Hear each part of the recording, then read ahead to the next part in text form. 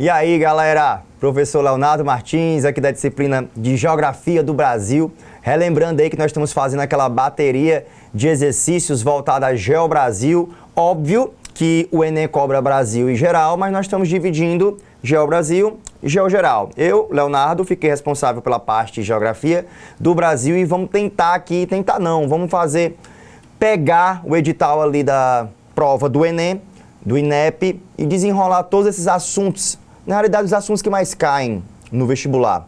E a gente vem resolvendo questões e resolver questão é extremamente necessário, sendo que cada aula de resolução de questões, de exercícios, eu estou pegando temáticas que eu aposto na prova. Então nós já resolvemos aí questões de assunto territorial brasileiro, de relevo também, que é importante, de clima. Anota aí, viu? Vai ter uma questão de clima. Então, hoje a gente permanece ainda na geografia física. E na parte da geografia física nós vamos comentar sobre biomas.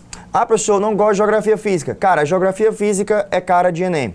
Você tem que perceber que a geografia física é uma das pegadas que vai dividir ali, na realidade, aprovados e desaprovados. Porque muita gente fica com o pé atrás na geografia física e o Enem aproveita disso e joga a geografia física lá na prova para poder dificultar um pouquinho a vida da galera, né? Mas eu acho que mais para separar aí as fronteiras porque os cursos são muito concorridos, né? Então vamos aqui, galera, o assunto de hoje é um assunto que aparece muito em prova chamado geomorfologia. Vamos lá para os exercícios. Dentro do contexto da geomorfologia, é sempre importante você lembrar do cara que vai desenrolar a temática da geomorfologia, que é o Aziz Nassib Absaber. É o que, professor? Deixa eu colocar aqui uma cor bem bonita. O Aziz Nassib Absaber. Aziz Nassib, professor, que nome difícil. Exato, mas cai demais na prova. Lembrando que na prova aparece mais o Absaber, como referência ao autor. Professor, e o Aziz Sabes foi quem? O Aziz Sabes, ele foi um grande estudioso dentro do contexto da geografia física brasileira e é ele, galera, que vai criar os famosíssimos domínios morfoclimáticos. Domínios morfoclimáticos. Agora, é extremamente importante, antes de você ir para qualquer questão, saber o que são esses domínios morfoclimáticos. Óbvio que aqui logo de cara dá para você perceber que morfo, eu estou falando de formas. Hora de morfar. Um Power Ranger, o boneco que sai lá, o ser humano transforma no Power Ranger, hora de morfar. Morfo é forma. Clima, não precisa ser cientista para entender que está falando da condição climática. Então, domínios morfoclimáticos vão ser domínios que vão envolver a questão do relevo e do clima. Mas não só isso, não só isso. Quando a gente fala de domínios morfoclimáticos, os domínios morfoclimáticos vão envolver relevo? Vão. Os domínios morfoclimáticos vão envolver o clima? Vão. Mas os domínios morfoclimáticos também vai envolver, sabe o quê? A hidrografia. Os domínios morfoclimáticos vão envolver também, sabe o quê? A vegetação. Ah, professor, então os domínios morfoclimáticos vão caracterizar um tipo de paisagem? Exatamente. Você tem que lembrar que nós temos várias paisagens dentro do território brasileiro, vários ecossistemas. E cada ecossistema delimitado por uma condição climática. Por exemplo, lá no Nordeste nós temos o bioma da Caatinga. No bioma da Caatinga eu vou ter delimitações que vão envolver o clima, o relevo, a estrutura climática da região. Então eu não vou encontrar uma vegetação de Amazônia dentro do bioma, dentro do domínio morfoclimático da Caatinga. Sabe por quê? Porque a questão da climatologia, a questão da hidrografia e a questão do relevo da região nordestina é uma. Já na Amazônia, eu não vou encontrar as famosas cactáceas, porque o bioma da Caatinga vai ter uma adaptação diferente e o bioma da Amazônia, outro. Então, dentro do contexto da Amazônia, eu não vou encontrar cactáceas, xique-xique, mandacaru. Esses tipos de vegetação são vegetações adaptadas a um tipo de clima específico, a um tipo de relevo específico, a um tipo de hidrografia específica. Resumindo, a esses conjuntos de paisagens que nós temos no Brasil, nós vamos chamar de domínios morfoclimáticos. E o Brasil tem 6 grandes domínios morfoclimáticos, mais as faixas de transição. Você não pode inventar de ir para uma questão sem ouvir essa parte básica. Professor, por quê? Porque como é que tu vai desenrolar uma questão de vegetação, de domínios morfoclimáticos, você não sabe nem do que está se tratando. Então, domínios morfoclimáticos, eu estou tratando de paisagens, de ecossistemas de cada região do Brasil. Ecossistemas de cada região do Brasil o Brasil é repleto de ecossistemas. Ou seja, o nosso território brasileiro gigantesco vai apresentar relevos, hidrografias e paisagens diferentes. Então, eu vou ter 6 grandes biomas. Que 6 grandes biomas, professor? Eu vou ter a Caatinga, a Amazônia, o domínio do Cerrado, o domínio da Mata Atlântica, o domínio dos pampas ou pradarias. Lembrando que eu citei aqui pampas e pradarias e domínio da Mata Atlântica, tem um nome específico. E o domínio das araucárias. Nos domínios das araucárias e no domínio da Mata Atlântica, eu quero que você coloque 2 nomes importantes aí, pra você nunca mais esquecer. Quais são os 2 nomes importantes? Quando eu for falar, galera, da Mata Atlântica, calma aí, porque não dá pra ir pra questão sem isso aqui. Vamos aqui, ó. Domínio da Mata Atlântica. O domínio da Mata Atlântica, ele vai aparecer nos domínios morfoclimáticos como área dos mares de morros. Como assim, professor? É porque o domínio da Mata Atlântica, ele possui um relevo, olha o nome, relevo acidentado. Como assim um relevo acidentado? Um relevo ondulado, cheio de ondulações, cheio de formas. E a esse domínio eu chamo de mares de morro. Ou eu chamo, sabe de quê? De meias laranjas.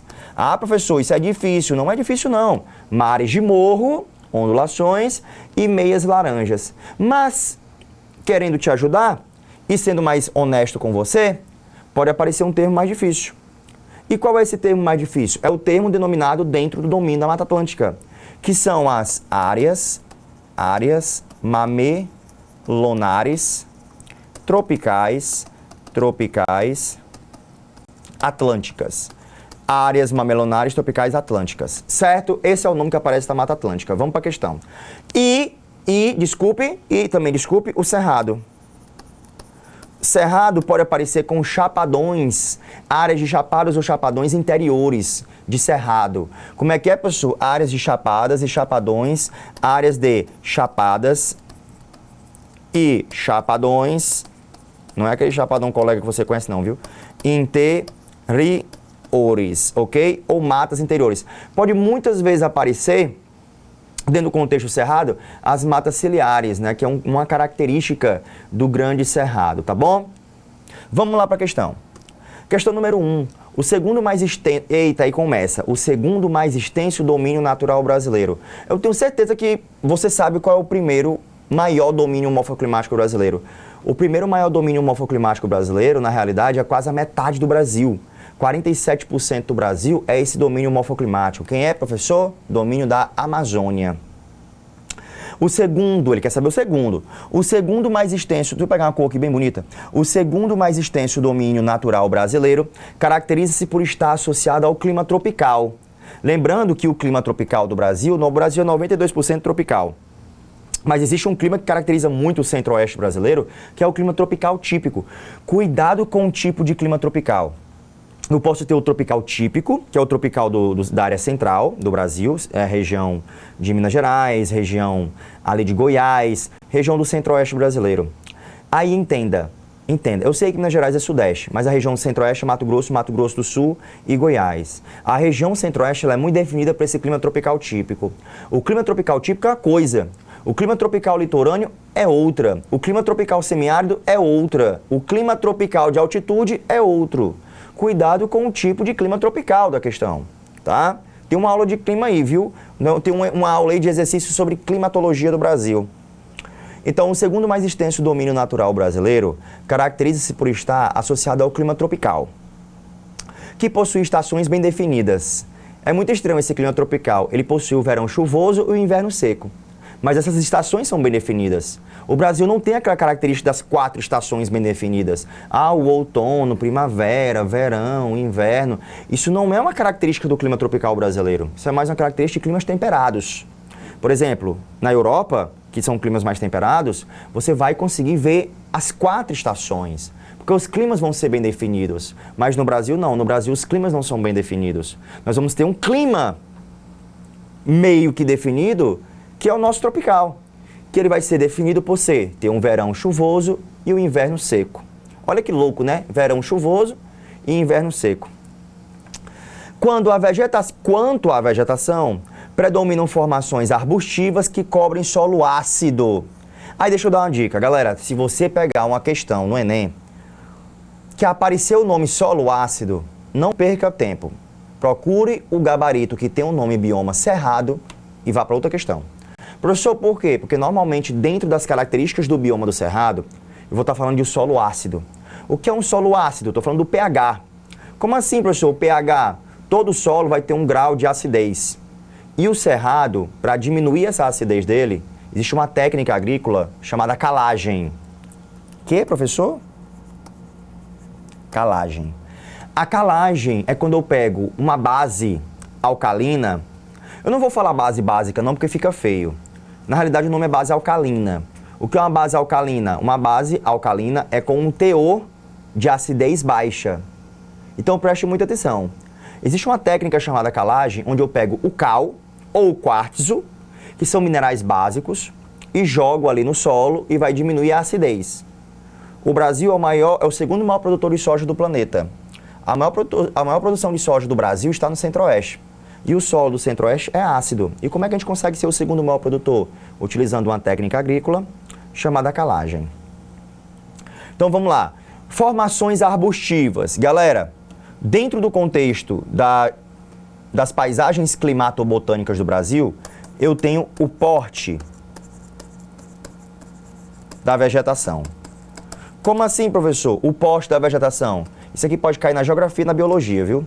O porte da vegetação, ela pode ser herbáceo, ela pode ser arbustiva e ela pode ser arbórea. Professor, herbáceo, arbustiva e arbóreo. O que é um porte de vegetação herbáceo? Herbáceos são vegetações de baixo porte. Como assim, professor? Vegetações de baixo porte. Gramíneas, líquens, fungos, são vegetações de pequeno porte, que não passam dos 60 centímetros. É o que a gente chama, galera, nas provas de gramíneas. As gramíneas. Herbáceo, baixo porte. Os biomas brasileiros que eu posso caracterizar como herbáceo, predominantemente, é quem? Os pampas, as pradarias, são vegetações lá do clima da região sul, são vegetações de pequeno porte. Arbustiva, são vegetações de médio porte. Vegetações que vão predominar o médio porte, não estou falando que é exclusivamente médio porte, não. Eu tenho o bioma da Caatinga, eu tenho o bioma do Cerrado, são vegetações de médio porte.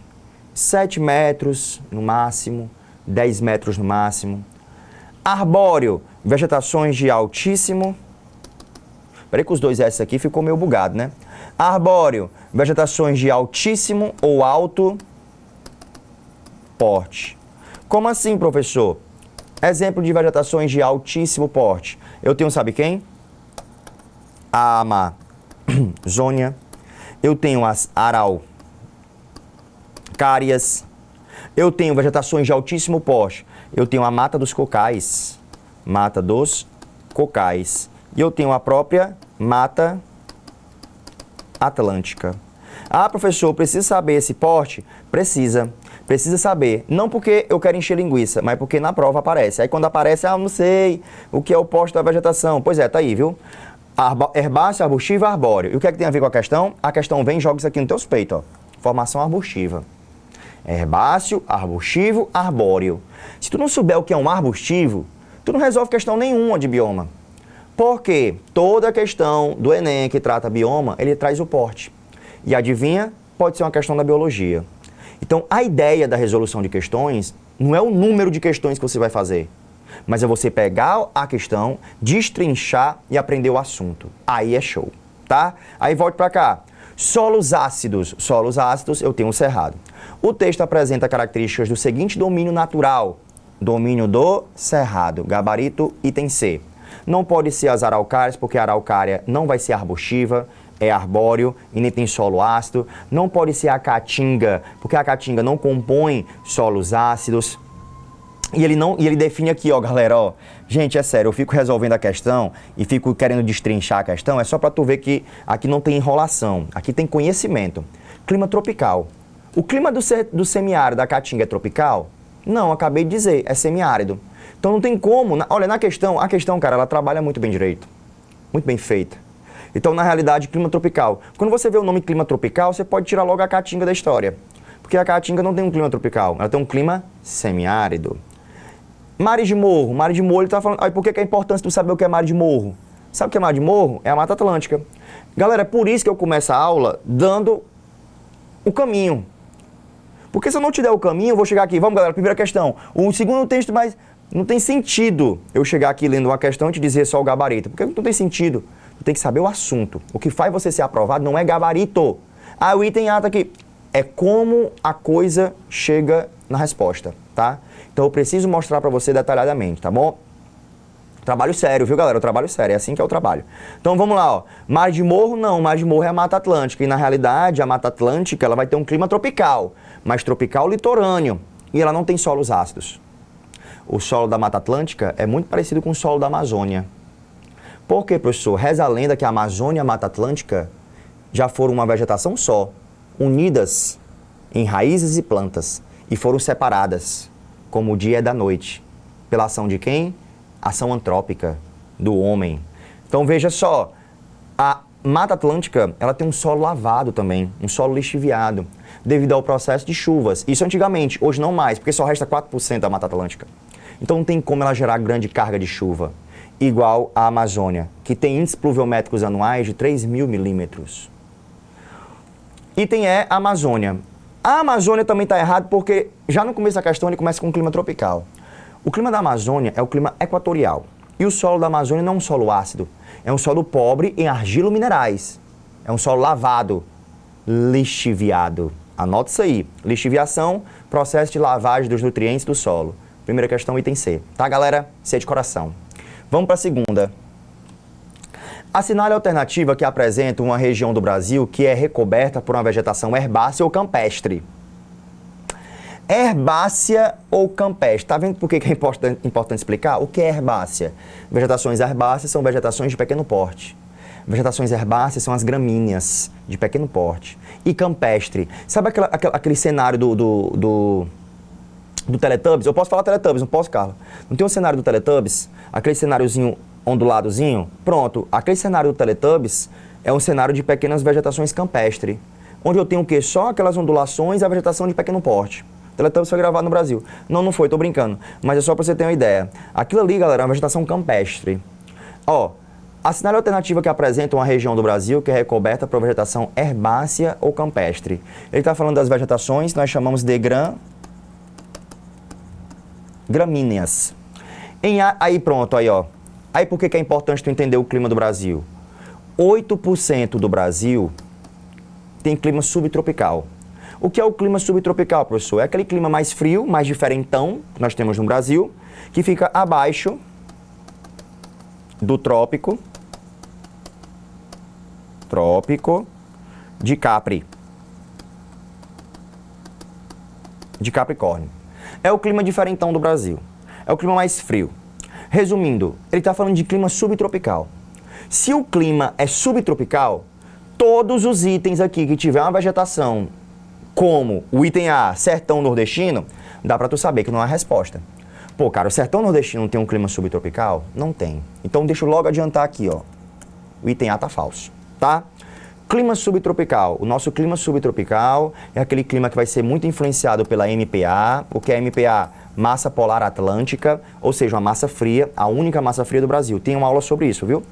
E que tem sofrido grande impacto ambiental.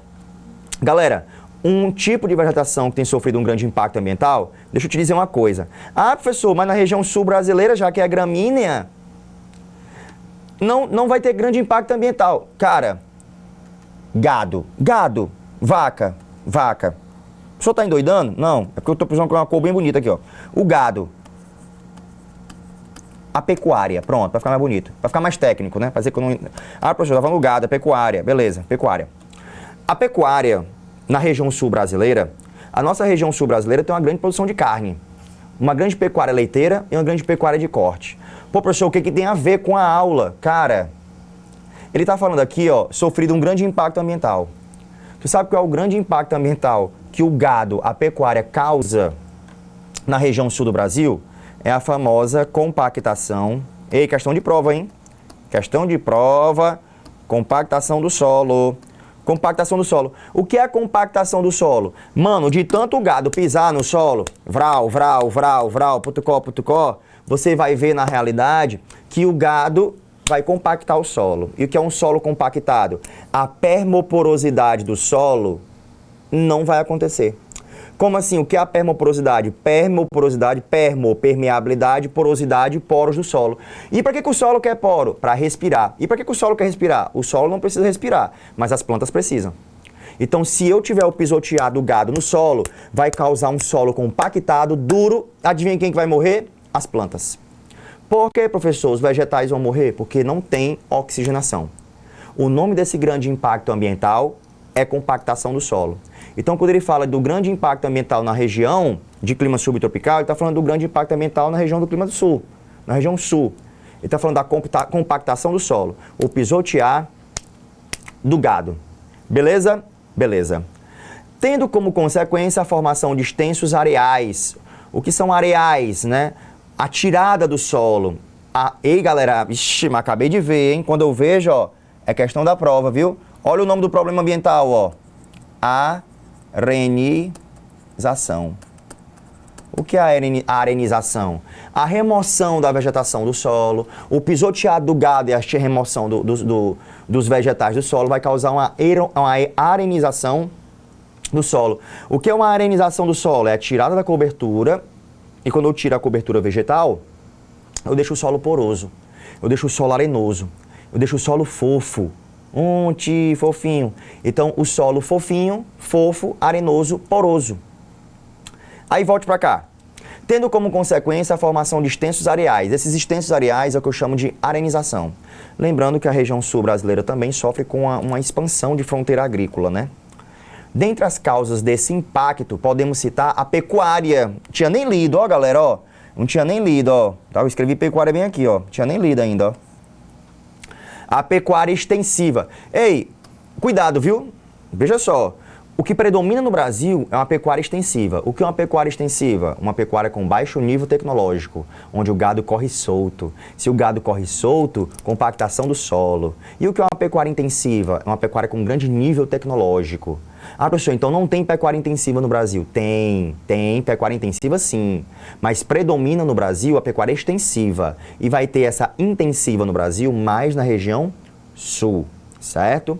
E a agricultura monocultura. Lembrando que monocultura acaba com o solo. O que é a monocultura? É a produção de um produto só, professor. Eu sei que você passa a vida ouvindo isso, mas monocultura, vamos deixar uma questão mais técnica, é o processo de exaustão do solo. O que é o processo de exaustão do solo? De tanto eu produzir uma coisa só, os nutrientes do solo vão ficar adaptados àquela coisa só. Ele vai ficar exaustivo, ele vai servir só para aquele tipo de cultivo. Ou seja, professor, e para evitar esse desgaste do solo, preciso fazer uma técnica agrícola chamada de rotação de cultura. Outra questão da prova, hein? Vai anotando, hein? Estou só avisando. Rotação de cultura é mudar o tipo de cultivo durante 2 anos, 3 e 3 anos. Rotação de cultura. Se eu tenho um milho aqui, eu vou produzir soja aqui. Depois eu troco soja para o milho. Aí eu deixo uma área de descanso, chamado pousio. Poxa, eu estou cansado das respostas da prova. Pousio, hein? Pousio é uma área de descanso. E uma outra área reservada à silvicultura.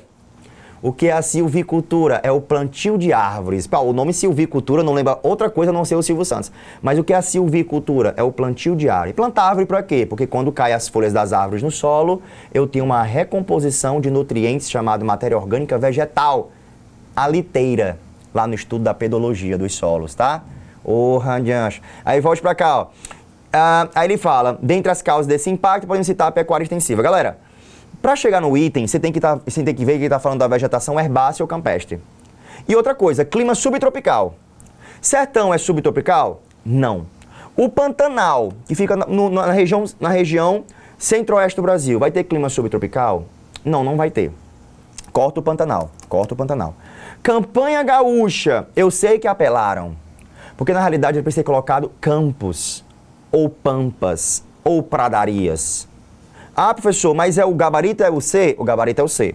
Porque se você for pegar o Cerrado brasileiro, ele tem um clima subtropical? Não. Qual é o clima do Cerrado? Tropical típico. Amazônia, Tem clima subtropical? Não. Clima da Amazônia, equatorial.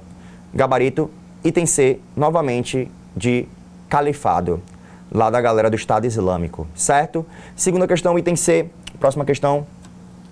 Devido à relativa escassez de chuvas, o domínio em que quase todas as espécies são decíduas, ou seja, apresentam folhas de tamanho reduzido, e os solos são pouco profundos, em virtude do baixo nível de decomposição química das rochas, é do quem? Primeira coisa aqui, ó, escassez de chuva. O domínio em que quase todas as espécies são decíduas, ou seja, apresentam folhas de tamanho reduzido. Folhas de tamanho reduzido, aciculifoliadas. Aciculifoliadas, escassez de chuvas, baixo índice pluviométrico, os solos são poucos profundos, solos pouco profundos, litossolo. Quando eu falo do litossolo e pouco profundo, devido a esse baixo nível de decomposição química, eu estou falando do intemperismo físico. Se eu estou falando de intemperismo físico, eu estou falando do sertão. Opa, então espera. Devido à relativa escassez de chuvas, o domínio em que quase todas as espécies são decíduas, apresentam folha de tamanho reduzido. Por que a folha vai apresentar o tamanho reduzido? Porque se ela tiver um tamanho maior, ela vai perder água para a atmosfera. E perder água na atmosfera no sertão é suicídio. E os solos são pouco profundo, solo pouco profundo, litossolo, solo pedregoso.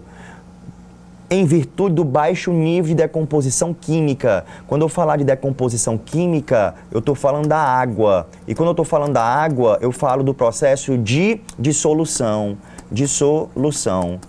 Se lá está faltando água, as rochas vão ter um problema nesse composto de químico e os solos vão ter uma consequência de serem pouco profundos. Um solo pouco profundo ou um solo raso, eu chamo de litossolo. Gabarito da terceira questão, item A, Caatinga, certo? Amazônia, latossolo. Araucárias, não vou ter solos poucos desenvolvidos. As pradarias, eu estou colocando certo, galera, não é porque é o certo não, viu? Deixa eu colocar aqui, ó. É porque são errados, tá? Estariam errados, tá certo? Ah, professor, se é errado, bote o errado, tá bom, certo? E o cerrado também, na realidade, não vai ter o tamanho reduzido. A vegetação do cerrado é a vegetação que vai ter a presença de cortiça, na realidade. Como assim cortiça? Vão ser folhas mais largas, ok? Item A. Vamos para a próxima. Eita, Asis Absaber identificou 6 domínios morfoclimáticos e fitogeográficos. É para ser fito, viu, galera? Aqui, ó. Fito é de vegetação. Fitogeográficos no Brasil. Amazônia, Cerrado, Mar de Morro, Caatinga, Araucária e Pradaria, que apresentam forte processo de atuação humana, modificando o espaço e inserindo outras práticas, principalmente a agrícola. O agro é DEF. O agro é pop, o agro é tudo. O agro não é tech não, viu? O agro é DEF de morte. Nessas áreas, quebrando a harmonia presente. O mapa a seguir apresenta a localização de domínio. Tá aqui o domínio, galera, ó. A Amazônia aqui, o nosso semiárido, Caatinga, ali, aqui no 2, ó. O 3, eu tenho o Cerrado. Aqui no 4, eu tenho os mares de morro. No 5º, eu tenho as araucárias. E aqui no 6º, eu vou ter o domínio ali dos pampas e das pradarias, né? Mais para baixo, os pampas ou as pradarias, tá? O 4 aqui e mais para baixo, pegando aqui o 6, os pampas ou pradarias. Tá aqui, ó, pradaria, viu, galera? Ó, a regiãozinha amarela, tá? Ó, então volte para cá. Eu tenho todos esses domínios morfoclimáticos. Aí vamos para a questão. Assinale a alternativa que apresenta corretamente a definição do domínio morfoclimático fitogeográfico para a Absaber. Como é que o Absaber define o que é um domínio morfoclimático? Vamos lá. Item A. É um conjunto de complexos de elementos e fatores químicos, biológicos e sociais, que interagem entre si com reflexos recíprocos afetando de forma direta e muitas vezes visíveis os seres vivos, né? Na realidade, os domínios morfoclimáticos é um conjunto de relações voltado a ecossistemas, não sociais, não a sociedade. B. É um conjunto de vegetais adaptados às condições desfavoráveis do clima, que impõem ritmo e funções fisiológicas através da perda de folhas em determinadas espécies. Cara, domínio morfoclimático não é isso. Domínio morfoclimático é o conjunto de elementos de hidrografia, de relevo, de clima, de vegetação. C. Um conjunto de vegetais presentes sob determinada temperatura, que influi de forma decisiva a distribuição de seres vivos Ah, meu Deus, um conjunto de vegetais. Quer dizer que domínio morfoclimático é um conjunto de vegetais presentes na determinada temperatura que influi de forma decisiva na existência da distribuição de seres vivos, assim como na formação dos ecossistemas densos presentes no Brasil. Não é bem isso.